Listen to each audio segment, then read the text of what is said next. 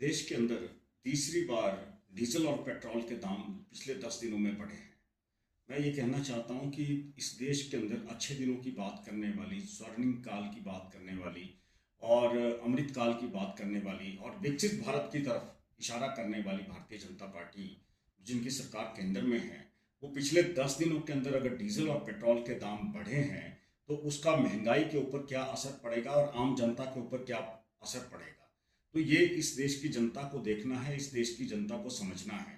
क्योंकि जिस दिन 2014 में ये सरकार बनी थी तो इन्होंने सबसे पहले महंगाई को कम करने की बात की थी। आज मैं कहना चाहता हूँ कि जो आपका पेट्रोल के दाम है वो करीब करीब इस देश के अंदर 100 रुपये से लेके 109 रुपये के बीच के अंदर फ्लक्चुएट कर रहा है। इसी तरह से आपका जो डीजल के दाम है वो आपके 91 रुपये से लेके 95 रुपये तक जो है वो फ्लक्चुएट कर रहा है। अगर इस देश के अंदर डीजल और पेट्रोल के दाम बढ़ते हैं तो खाद्यान्नों के भी दाम बढ़ेंगे, इलेक्ट्रॉनिक्स के भी दाम बढ़ेंगे, हर जो ग्राहक उपभोक्ता की वस्तुएं हैं उन सभी के दाम बढ़ेंगे। तो मैं ये पूछना चाहता हूँ भारतीय जनता पार्टी के लोगों से और केंद्र की सरकार से कि जिस तरह का नैरेटिव आपने इस देश के अंदर गढ़ा था वो झूठा नैरेटिव था कि जब भी बात आर्थिकी की होती है, जो आर्थिकी की बात जब करते हैं या युवाओं को रोजगार देने की बात करते तो आप कभी देशभक्ति का नारा देते थे। लेकिन आज जो देश जिस आर्थिक तंगी की तरफ जा रहा है,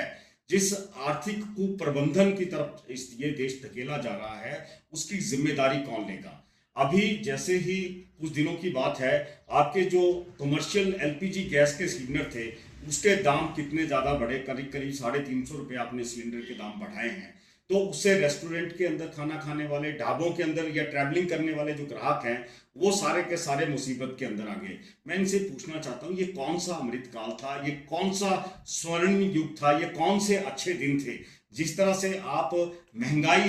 लोगों के ऊपर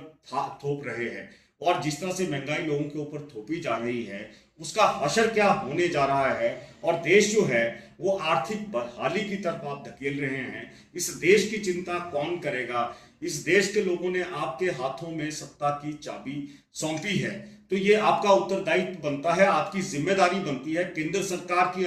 उत्तरदायित्व बनता है, केंद्र सरकार की जिम्मेदारी बनती है कि इस देश के अंदर जो आर्थिक कुप्रबंधन और जो महंगाई बढ़ रही है उसके ऊपर लगाम लगाना आपकी जिम्मेदारी है। आज इस महंगाई के बोझ के तले इस देश का इस देश की आवाम जो है पूरी तरह दब चुकी है, इस देश का हर नागरिक दब चुका है। तो इसकी जिम्मेदारी कौन लेता है, ये एक बड़ा प्रश्न है और इस प्रश्न का जवाब जो है वो भारतीय जनता पार्टी को और केंद्र की सरकार को अवश्य देना होगा।